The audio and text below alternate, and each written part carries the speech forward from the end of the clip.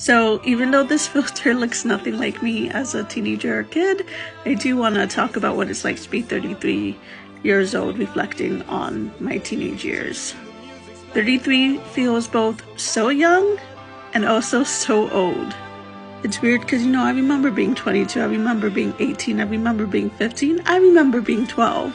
And some days I still feel like I'm that same person, and other days I'm like, wow, where did all the potential I have go?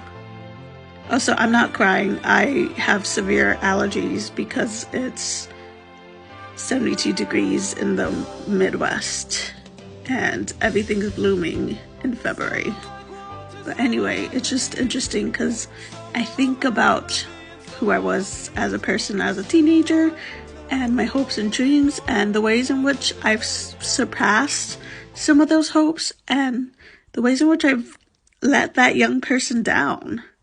And I think about how young me deserved better. I grew up in a horribly emotionally abusive household. I struggled with untreated mental illness for years, which caused me to act in ways that weren't healthy, and which caused me to lose opportunities.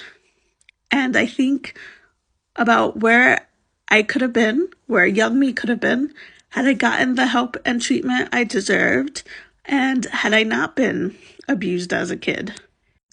And for me, that's what's sad about reflecting on my teenage years. Not so much that I'm getting older, but more about what type of person would I have been had I gotten the help I deserved, had I been loved and cared for in the way that I should have been. Who would I be now? And I can't help but think, I'm so far behind.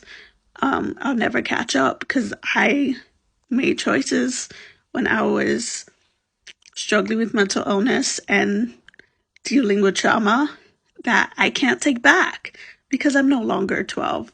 I'm no longer 22. I'm 33.